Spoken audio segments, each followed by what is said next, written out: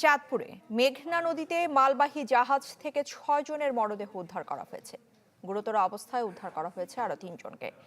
বিষয়টি নিশ্চিত করেন নৌ পুলিশ সুপার সৈয়দ মুশফিকুর রহমান। তিনি জানিয়েছেন, গত রাতে চট্টগ্রাম থেকে সার নিয়ে সিরাজগঞ্জের দিকে যাচ্ছিল এমভি আল বাখেরা। দুপুরের দিকে চাঁদপুরের হাইমচরের মাঝির চর এলাকায় জাহাজটি পৌঁছলে সেখান থেকে মরদেহগুলো উদ্ধার করা হয়। খবর পেয়ে ঘটনাস্থলে যায় কোস্টগার্ড এবং পুলিশ। প্রাথমিকভাবে একে ডাকাতি এবং ওই ৬ জনকে অস্ত্র দিয়ে হত্যা করা হয়েছে বলে ধারণা করা হচ্ছে বলেও জানিয়েছেন নৌ পুলিশ সুপার।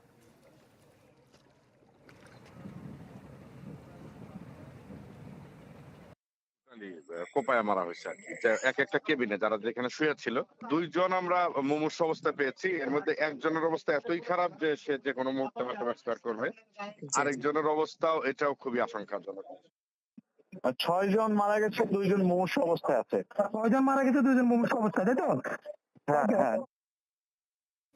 মাঠের অলরাউন্ডার আমি, আর ঘরের all rounder Tilex. Tilex toilet cleaner, clean মানেই টাইলক্স। চাঁদপুরের মেঘনা নদীতে কার্গো জাহাজে ৬ জনের মরদেহ পাওয়া গেছে। দেশীয় অস্ত্র দিয়ে তাদেরকে হত্যা করা হয়েছে বলে নিশ্চিত করেছেন চাঁদপুর নৌ পুলিশ সুপার সৈয়দ মুশফিকুর রহমান। এ বিষয়ে আরও জানাতে সেখান থেকে এই মুহূর্তে আমাদের সাথে সরাসরি যুক্ত হচ্ছেন সহকর্মী আল ইমরান শোভন। শোভন, একটু জানাবেন যে আসলে কি ঘটেছে সেখানে, কেনই বা তাদেরকে হত্যা করা হয়েছে, সব মিলিয়ে মানে সর্বশেষ কি তথ্য রয়েছে আপনার কাছে?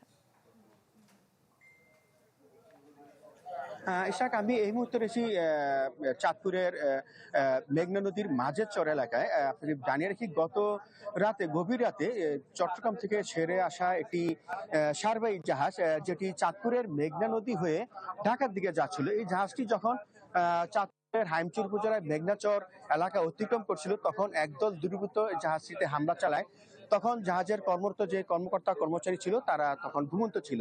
এই সময় দুর্বৃত্তরা 5 জন কর্মচারীকে তারা ধারালো অস্ত্র দিয়ে আঘাত করে হত্যা করে এবং 3 জন কর্মচারী গুরুতর হয়। বিষয়টি যখন আজ দুপুরের পরে যখন বিষয়টি জানাজানি হয়, তখন 999-এর মাধ্যমে কোস্টগার্ড এবং নৌ পুলিশ জানতে পারে।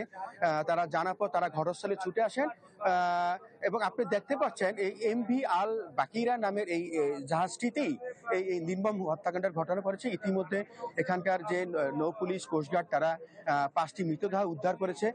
ময়নাতদন্তের জন্য সদর হাসপাতালে নিয়ে যাওয়া হয়েছে। আর যে 3 জন, তাদেরকে চিকিৎসার জন্য চাঁদপুর সদর হাসপাতালে নিয়ে যাওয়া হয়েছে। এখানে কর্মরত নৌ পুলিশ এবং জাহাজের কর্মচারীরা জানিয়েছেন কি কারণে, কেন, কিভাবে হত্যাকাণ্ড হলো তারা স্পষ্টভাবে বলতে পারেনি। আইন শৃঙ্খলা বাহিনী বলছে তারা বিষয়টি তারা তদন্ত করে দেখছে।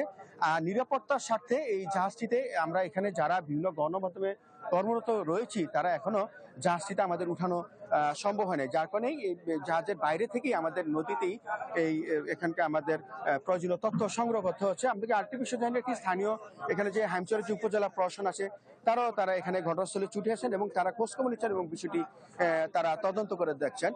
নৌ পুলিশ জানিয়েছে তারা এই বিষয়ে তারা তদন্ত কমিটি করবে এবং কোস্টগার্ডও তারা বলেছে তারা বিষয়টি খতিয়ে দেখছে কি কারণে, কেন এই সারবাহী জাহাজে এই হামলাটা হলো এবং 5 জন মানুষকে ধারালো অস্ত্র দিয়ে নৃশংসভাবে হত্যা করেছে, তা তদন্তের মাধ্যমে উঠে আসবে। তো এই ছিল চাঁদপুর থেকে সর্বশেষ খবর। শোভন, ধন্যবাদ আপনাকে। দর্শক, আল ইমরান শোভন আমাদের সাথে যুক্ত হয়েছিলেন চাঁদপুর থেকে।